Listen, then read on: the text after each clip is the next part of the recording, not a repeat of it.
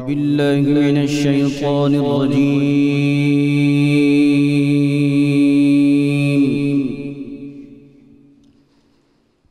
بسم الله الرحمن الرحيم.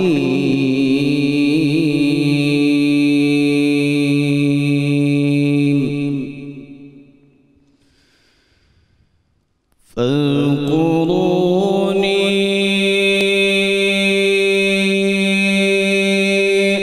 أذكركم واشكروا لي ولا تكفرون.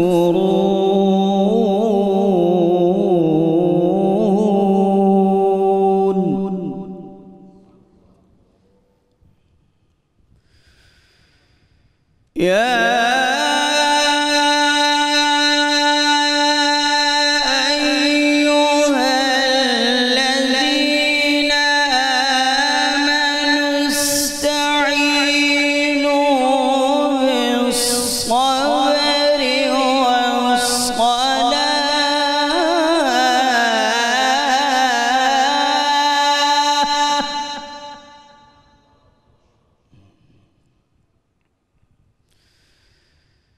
إن الله مع الصابرين.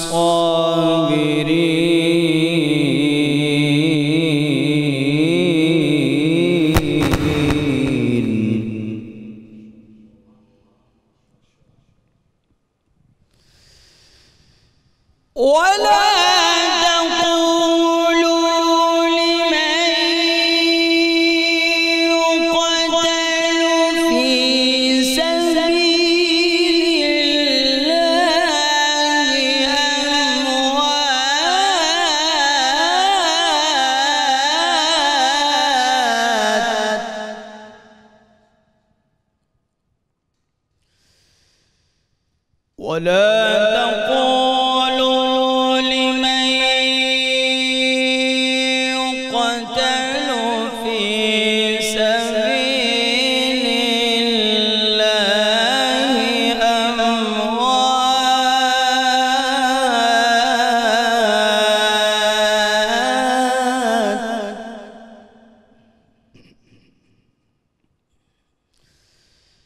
بل أحياء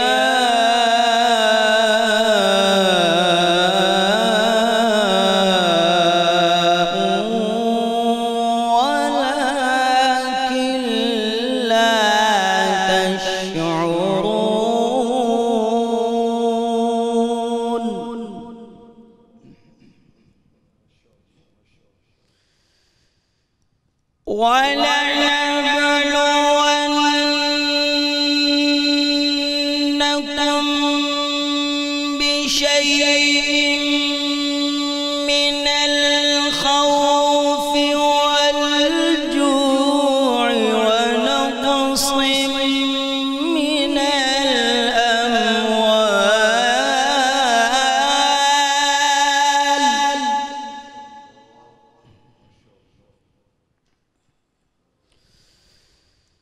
ونقص من الأموال والأنفس والثمرات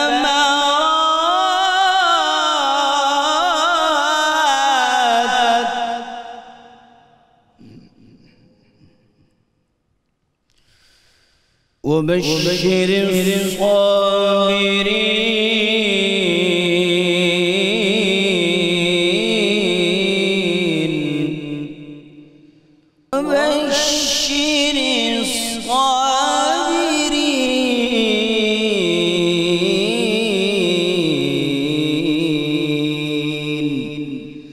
صدق الله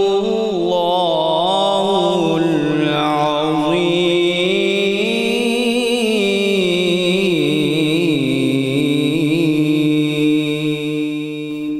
ماشاءاللہ جی، سبحان اللہ سبحان اللہ. یہ تھے ملک معروف قاری جناب قاری محمد فیاض رضوی صاحب جو تلاوت کلام پاک سے قلوب منور فرما رہے تھے.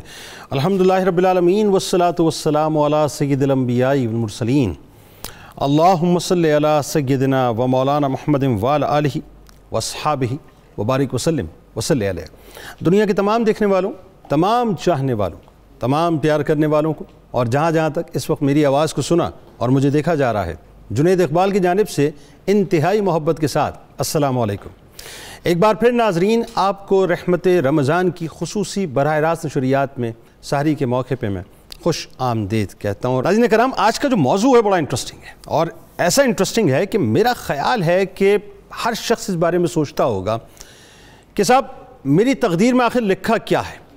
میں اگر تدبیر کرتا ہوں تو کیا میں اپنی تقدیر پہ غالب آ جاؤں گا، یا میری تدبیر کے بعد کوئی فائدہ ہوگا کہ نہیں ہوگا، یا جو میری تقدیر میں بائی ڈیفالٹ لکھ دیا گیا ہے اگر مجھے اسی پہ چلنا ہے تو پھر تدبیر کرنے کا فائدہ کیا ہے؟ یعنی یہ وہ سوالات ہیں ناظرین جس میں آپ بات کرتے چلے جائیں، اس کے پہلو در پہلو کھلتے چلے جائیں گے کہ بنیادی طور پہ تقدیر اور تدبیر کیا ہے۔ اس پہ آج ہم انشاءاللہ گفتگو کریں گے کہ اس کی حقیقت اصل میں کیا ہے۔ اس کے ساتھ ساتھ ایک اور بات ہے ناظرین کہ مشورہ کیا ہے اور استخارہ کیا ہے، یعنی اس کی اہمیت کیا ہے۔ یعنی سرکار علیہ السلام کے ایک مفہوم کے مطابق کہ مشورہ کرنے والا کبھی ناکام اور نامراد نہیں ہوتا، اور مشورہ ترک کر کے کوئی بھی بھلائی حاصل نہیں کر سکتا۔ تو آج بنیادی طور پہ اس پہ بھی ہم انشاءاللہ کلام کریں گے۔ بات یہ ہے کہ سرکار مدینہ صلی اللہ علیہ وآلہ وسلم نے فرمایا کہ بندہ دوزخیوں کے سے کام کرتا رہتا ہے لیکن وہ جنتی ہوتا ہے، اور جنت والوں کے سے کام کرتا ہے لیکن وہ دوزخی ہوتا ہے، کیونکہ نجات و عذاب کا دار و مدار خاتمے کے عمل پر ہے۔ حضرت علی کرم اللہ وجہ الکریم سے روایت ہے کہ سرکار دو عالم صلی اللہ علیہ وآلہ وسلم نے فرمایا کہ کوئی بندہ اس وقت تک مومن نہیں ہوتا جب تک کہ وہ 4 چیزوں پر ایمان نہ لائے۔ پہلی بات، اس بات کی گواہی دینا کہ اللہ کے سوا کوئی معبود نہیں ہے، اور میں بلا شبہ اللہ کی جانب سے بھیجا ہوا رسول ہوں اور حق دین اسلام کے ساتھ لے کر اس دنیا میں آیا ہوں۔ تیسری بات، موت اور مرنے کے بعد میدان حشر میں اٹھنے پر ایمان لانا، اور چوتھی بات تقدیر پر ایمان لانا۔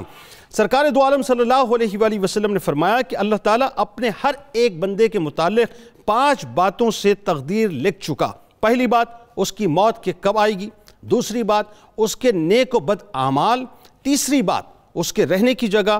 چوتھی بات، اس کی واپسی کی جگہ۔ اور 5ویں بات، اس کا رزق۔ حضرت عائشہ صدیقہ سلام اللہ علیہ فرماتی ہیں کہ میں نے سرکار دو عالم صلی اللہ علیہ وآلہ وسلم کو فرماتے ہوئے سنا کہ جو شخص تقدیر کے مسئلے میں بحث و مباحثہ کرے گا قیامت میں اس سے باس پرس ہوگی، اور جو شخص اس پر ایمان لا کر خاموشی اختیار کرے گا وہ اس مواخذے سے بچ جائے گا۔ بات یہ ناظرین کرام کہ ایک زمانے تک تقدیر و تدبیر مباحث کے مقبول ترین موضوعات رہے۔ ایک طرف وہ لوگ تھے جو انسان کو مطلق خود مختار قرار دیتے، اور ان کا عقیدہ یہ تھا کہ امور کی انجام دہی ہمارے اختیار میں ہے، تقدیر الہی کو اس میں کوئی دخل نہیں ہے، یہ قدریہ کہلائے۔ ان کے مقابل جبریہ تھے جو انسان کو مجبور محض قرار دیتے۔ ان کے نزدیک انسان کے تمام امور تقدیر الہی کے تحت ہیں، انسان خود کچھ بھی نہیں کر سکتا، یعنی جو کچھ بھی ہو رہا ہے یہ سب کا سب ایک بائی ڈیفالٹ نظام ہے۔ خدا نہ خواستہ، معاذ اللہ ثم معاذ اللہ، انسان اگر کوئی گناہ بھی کرتا ہے تو یہ سارا ایک سسٹم ہے، ایک میکانزم ہے، ایک ماسٹر پلان ہے، اس ماسٹر پلان کو انسان فالو کر رہا ہے، اور پھر اس کو انسان جسٹیفائی کرتا ہے کہ صاحب میں اگر خدا نہ خواستہ کوئی بھی گناہ کر رہا ہوں، چاہے وہ چھوٹا ہے بڑا، تو میں تو ایکچولی اس بائی ڈیفالٹ نظام کے تحت چل رہا ہوں جو بلٹ ان نظام ہے، تو اس میں میرا کیا قصور ہے؟ معاملہ یہ ناظرین کہ آج بھی اگر دیکھا جائے تو یہ موضوع اتنا اہم ہے کہ ہر ایک کے ذہن میں یہ ہوتا ہے صاحب کہ میں نے ایکچولی کرنا کیا ہے۔ اگر یہ سارا سسٹمیٹک وے میں سب کچھ چل رہا ہے، اسی ایک گیون پلان کے تحت چل رہا ہے، تو پھر میں کہاں اسٹینڈ کرتا ہوں؟ اس کا مطلب یہ ہوا کہ میں تو کسی نظام کو فالو کر رہا ہوں، میرے اختیار میں کچھ نہیں ہے، یعنی میرے زور بازو میں کوئی ایسی طاقت نہیں کہ میں تقدیر کو تبدیل کر سکوں، مجھے تو اس کا پابند ہونا ہے۔ کوئی تدبیر کر کے ناظرین تقدیر پر چھوڑنے کا قائل نظر آتا ہے، تو کوئی ہر طرح کے گناہ کو لکھے ہوئے سے جوڑنے کا قائل نظر آتا ہے، یعنی مجھ سے جتنے بھی گناہ ہو رہے ہیں ایکچولی میں اسی کو فالو کر رہا ہوں۔ تقدیر اور تدبیر کی اس بحث میں راہ اعتدال یہ ہے کہ اللہ تعالیٰ نے ہر انسان کے لیے امور کی انجام دہی میں صحیح و تدبیر یا صحیح و کام کرنا یا اس کی پلاننگ کرنا بنیادی طور پر مقدر کر دیا ہے۔ انسان کے پاس اس کے سوا کوئی راستہ نہیں کہ وہ امور دنیا کی انجام دہی کے لیے اپنی عقل اور تجربے کی روشنی میں تدابیر اختیار کرے، لیکن ہر تدبیر کی کامیابی اللہ تعالیٰ کے عزم اور حکمت کی مرہون منت ہے۔ یعنی انسان تدبیر کا مکلف ہے بالکل ہے، لیکن اس کا توکل اپنی تدبیر کی بجائے خدا پر ہونا چاہیے۔ قرآن ناظرین اس حوالے سے بہت واضح طور پہ اعلان کرتا ہے کہ اللہ کسی قوم کی حالت نہیں بدلتا جب تک کہ وہ خود اپنی حالت نہ بدلے۔ دراصل یہی نظریہ تدبیر ناظرین حقانیت کا اعلان کرتا ہے۔ اسی لیے اقبال رحمۃ اللہ علیہ نے کہا تھا کہ خدا نے آج تک اس قوم کی حالت نہیں بدلی، نہ ہو جس کو خیال آپ اپنی حالت کے بدلنے کا۔ ناظرین کرام، جو عملیت پسند لوگ ہیں وہ تدبیر، اور جو تصوراتی لوگ ہیں وہ تقدیر پر تکیہ کرتے ہیں۔ تدبیر کی بنیادی منصوبہ بندی یا بنیاد جو ہے منصوبہ بندی، معاملہ فہمی اور زمینی حقائق پر ہوتی ہے، جبکہ تقدیر کے حامی تخیلاتی اور غیبی احکام و امور کو ہی سب کچھ سمجھتے ہیں۔ اب ان کے درمیان ناظرین ایک اور طبقہ ہے جو ان کے درمیان ہے، جو تدبیر کا حامی ہے مگر وہ تدبیر کی کامیابی اور ناکامی کا دار و مدار قوت تقدیر کو گردانتا ہے۔ یہ لوگ دراصل صاحب ایمان و ایقان ہیں، تدبیر کو فرض عین اور راز کونین تو مانتے ہیں مگر رضائے الہی کو حتمی فیصلہ گردانتے ہیں۔ افراد سے تعلق یعنی قطع نظر اقوام کا جو معاملہ ہے ناظرین وہ بڑا مختلف ہے۔ وہ یہ ہے کہ کوئی قوم ترقی کے منازل بغیر تدبیر کے طے نہیں کر سکتی۔ انسان کی جبلی اور فطری خصوصیات و اوصاف کو بروئے کار لا کر ہی منزل مقصود کا تعین ہوتا ہے۔ اب میں ایک مثال آپ کو دیتا ہوں۔ لاؤزی ناظرین ایک شخص تھا، چین کا فلسفی تھا، وہ تاؤزم کا بانی تھا، وہ چینی مذہبی فلسفی کنفیوشس کا ہم اثر تھا۔ وہ کہتا ہے، اور کیا کہتا ہے ذرا سنیے، کہ اپنے خیالات کا جائزہ لو، وہ الفاظ کے سانچوں میں ڈھل جایا کرتے ہیں۔ اپنے خیالات کا جائزہ لو، وہ الفاظ کے سانچوں میں ڈھل جایا کرتے ہیں۔ الفاظ اعمال کا لبادہ اوڑھ لیا کرتے ہیں، اعمال عادات بن جاتے ہیں، عادات کردار کا روپ ڈھال لیتے ہیں، اور کردار ہی دراصل آپ کا مقدر بن جایا کرتا ہے۔ لاؤزی کے اس فلسفے کی بنیاد ناظرین انسانی کردار ہے، جو انسانوں کی تقدیر ہے، انسانوں کا کردار ہے، گویا اچھی تدبیر یا اچھا مقدر اس پر منتج ہے۔ اور وہ جو علامہ اقبال علیہ رحمہ نے کہا تھا نا کہ تقدیر کے پابند نباتات و جمادات، مومن فقط احکام الہی کا ہے پابند۔ بس آخری بات عرض کر رہا ہوں کہ حضرت علی کرم اللہ وجہ الکریم سے سوال کیا گیا کہ تدبیر کیا ہے اور تقدیر کیا ہے۔ بڑی کمال آپ نے مثال دے کے فرمایا۔ آپ نے سوال کرنے والے سے کہا کہ اپنی ایک ٹانگ کو ذرا اوپر اٹھاؤ۔ اس نے ایک ٹانگ کو اٹھا لیا، پھر آپ نے فرمایا کہ اب ذرا اپنی دوسری ٹانگ کو اٹھاؤ۔ تو سوال کرنے والا جو تھا ذرا سٹ پٹا گیا اور گھبرایا۔ اس نے کہا مولا دوسری ٹانگ میں زمین سے کیسے اٹھاؤں؟ تو آپ نے فرمایا کہ بس یہی فلسفہ بنیادی طور پر تدبیر اور تقدیر کا ہے۔ جو انسان کے اختیار میں ہے وہ اس کی تدبیر ہے، اور جو انسان کے اختیار میں نہیں ہے دراصل وہی اس کی تقدیر ہے۔ آج آغاز کرتے ہیں ناظرین۔ بہت سے ایسے لوگ اس وقت دنیا بھر میں مجھے دیکھ رہے ہوں گے، کیونکہ گفتگو جب لوگوں سے رہتی ہے تو میں نے بہت سے لوگوں کو یہ کہتے ہوئے سنا ہے صاحب کہ ہم تو گناہوں کی شاہراہ پہ اس لیے چل رہے ہیں معاذ اللہ کہ قدرت نے لکھ دیا ہے۔ اگر قدرت نے لکھا ہے تو حضرت علماء سے پوچھتے ہیں کہ پھر ان کا کیا قصور ہے، اور اگر ان کا قصور ہے تو پھر انہیں سمجھنا چاہیے کہ وہ کیا کر رہے ہیں اور اللہ نے انہیں کیا اختیار دیا تھا۔ ہمارے ساتھ جو شخصیات تشریف فرمائے ناظرین کسی تعارف کی محتاج نہیں ہیں۔ پہلی شخصیت آپ کے ہم سب کے انتہائی قابل احترام ہیں، ممتاز عالم دین ہیں، بزرگ شخصیت محترم جناب پروفیسر محمد سعید احمد خان صاحب۔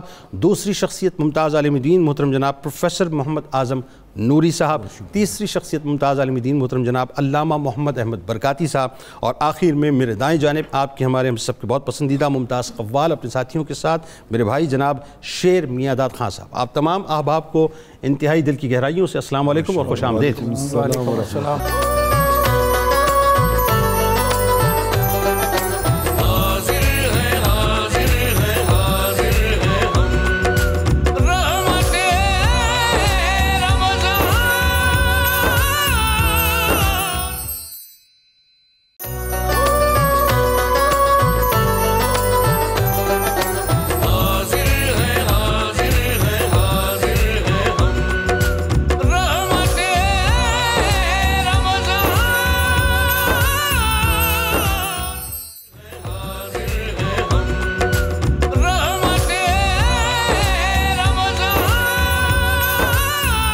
ایک بار پھر ناظرین میں آپ کو خوش آمدید کہتا ہوں۔ رحمت رمضان کی خصوصی براہ راست نشریات میں سحری کا موقع ہے، اور آج کا موضوع بڑا کمال ہے صاحب کہ تقدیر اور تدبیر کی حقیقت کیا ہے۔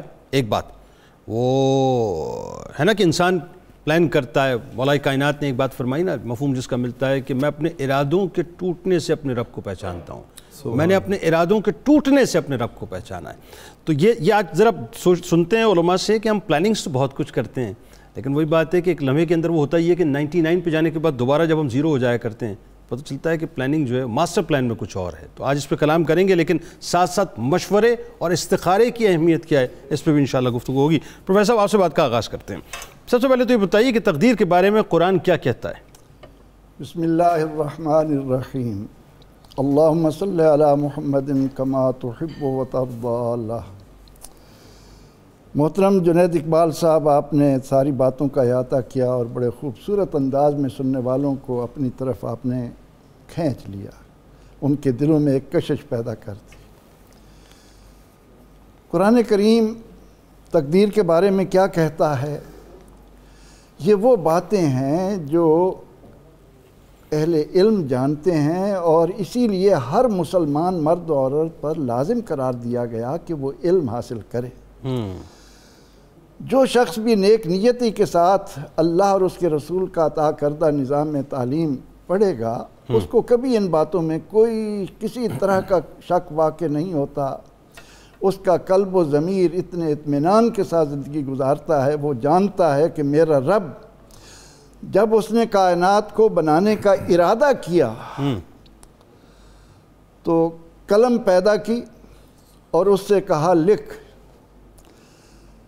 اس نے کیا لکھا یہ بنانے والا سب کچھ جانتا تھا. اسی لیے اس نے آیا کرسی میں ہمیں یہ بات سکھائی کہ لا یحیطون بشیء من علمہ الا بما شاء.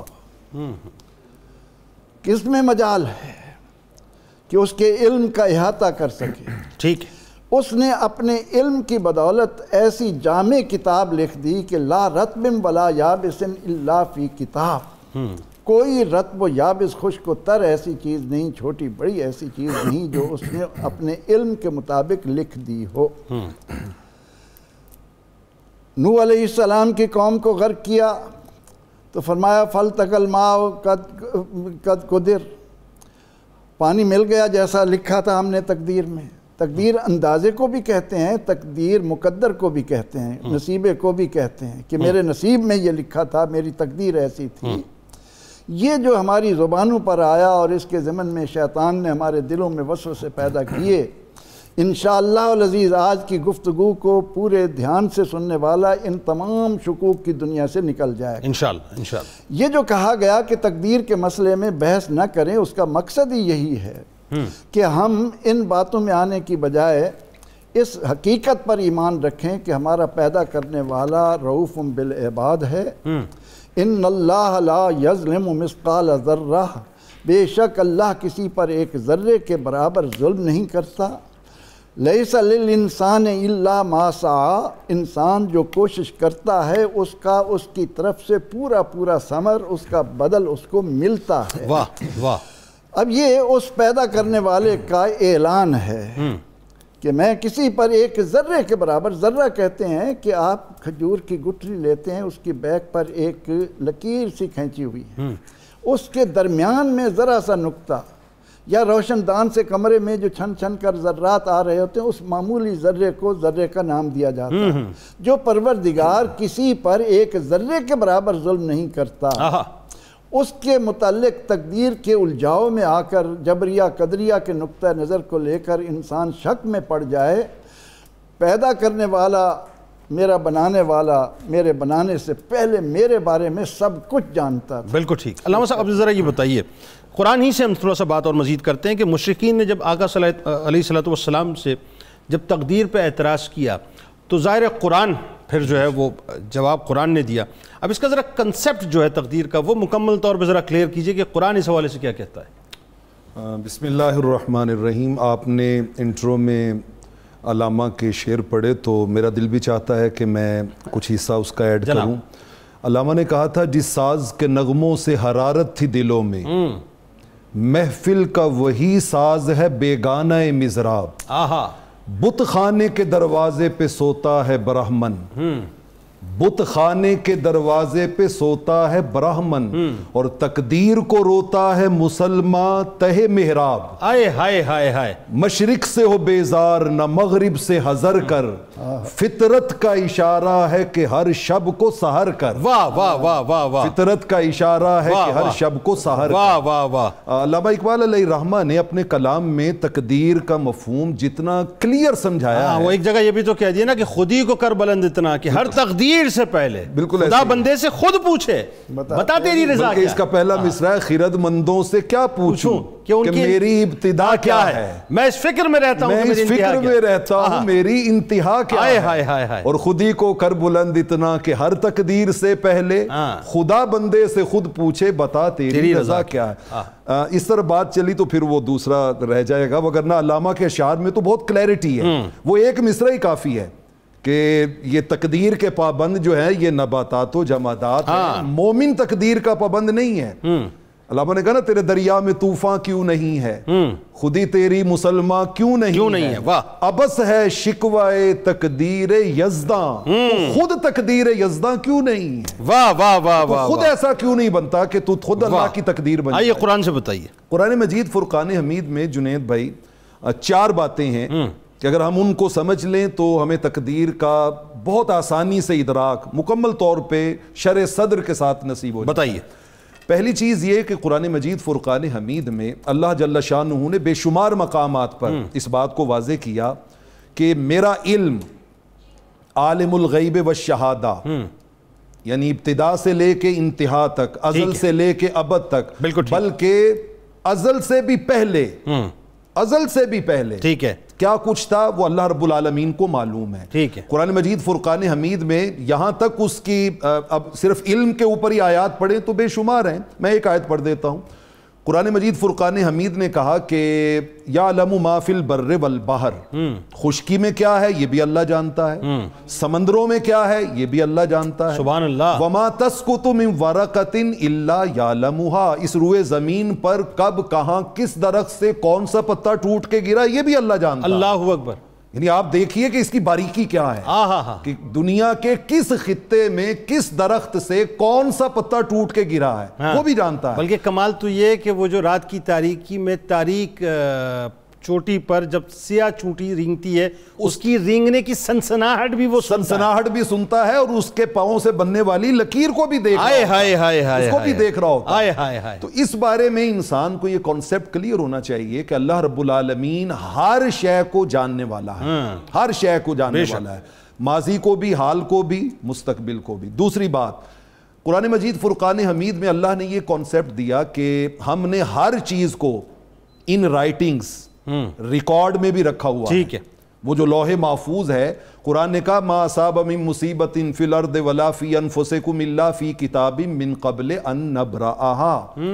فرمایا کہ یہ جو تمہیں جو مصیبت, تکلیف, ناکامی, پریشانی, ٹینشن آتی ہے یہ ہم نے پہلے سے ہی ایک کتاب میں اس کو لکھا ہے.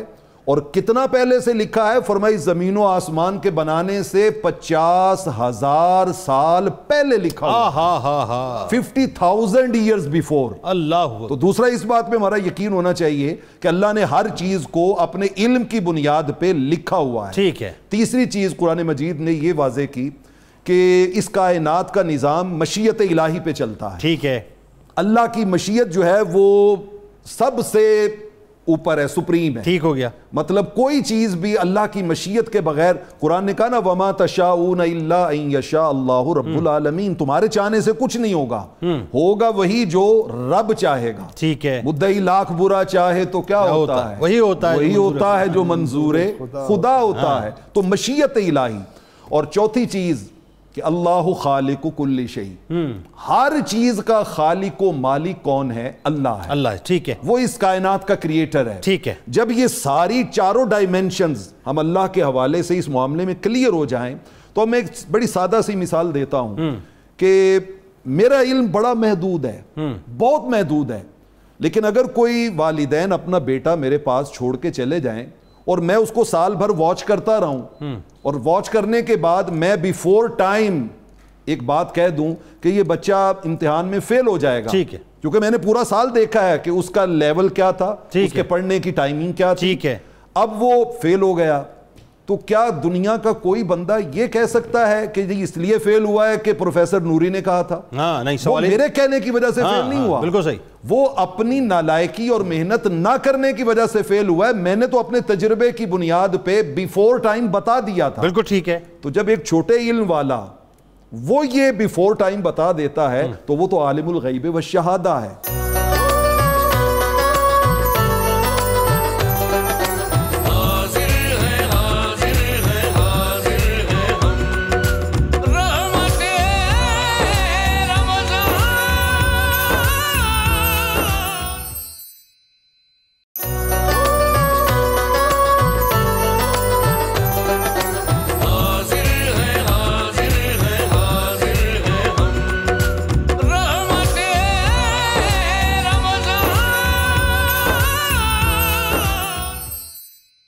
اب پہلے یہ بتائیے ذرا سا کہ احادیث کی روشنی میں تقدیر کا جو فلسفہ آتا ہے وہ کیا ہے؟ بسم اللہ الرحمن الرحیم۔